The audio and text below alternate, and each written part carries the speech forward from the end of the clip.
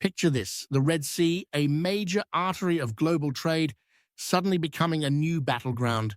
The culprits, a surprising alliance that no one saw coming. Russia battling isolation from the West, and the Houthis, a Yemeni rebel group aligning to challenge the dominance of Western powers over one of the world's most strategic waterways. Is it possible that Moscow, facing intense international scrutiny, has found an unconventional ally in the Houthis to strike back at Western influence and disrupt global trade? Hi. Today, we dive into the depths of this theory that links Russia, Yemen's Houthis, and a new shadow war in the Red Sea. To understand this theory, we need to look at the broader chessboard. The Red Sea is no ordinary waterway. It connects the Suez Canal to the Gulf of Aden and ultimately the Indian Ocean. This route carries a significant portion of the world's oil supply and commercial goods. For decades, the West has exerted control over these waters, ensuring smooth passage for global trade, especially to energy-hungry Europe. So what's Russia's interest here? Why would a superpower thousands of miles away be interested in a rebel group in Yemen? Here's where it gets interesting. Russia has been facing intense economic sanctions from the West since its invasion of Ukraine. These sanctions have isolated Moscow, severely impacting its economy. To counter this, Russia has been diversifying its alliances and interests, and Yemen, at the gateway to one of the world's busiest trade routes, presents a unique opportunity. But where's the proof?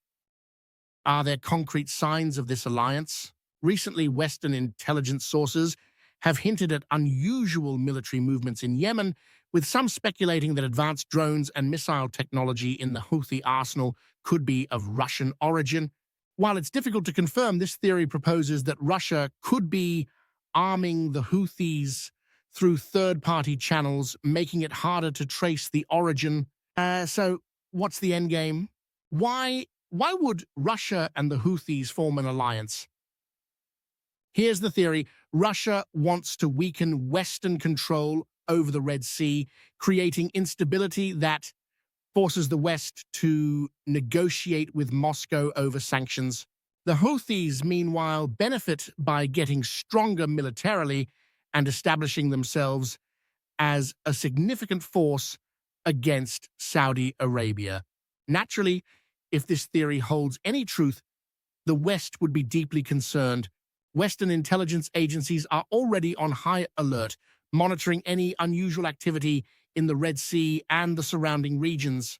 The United States has increased its naval presence in the area, supposedly to protect commercial interests, but some speculate that the real purpose is to counteract Russian influence and support for the Houthis. One of the biggest questions arising from this theory is about the impact on global trade. If the Houthis, with Russian backing, continue to target vessels in the Red Sea, we could see massive disruptions. Remember, this isn't just about oil.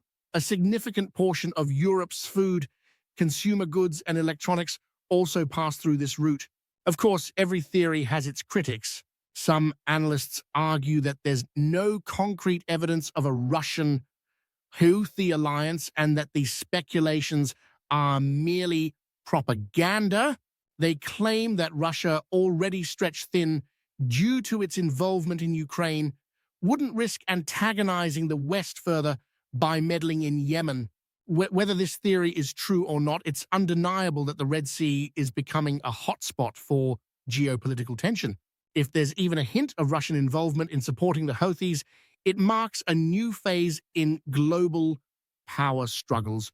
The Red Sea might just become the front line of a modern Cold War, with Russia and the West vying for influence through proxies and indirect confrontation.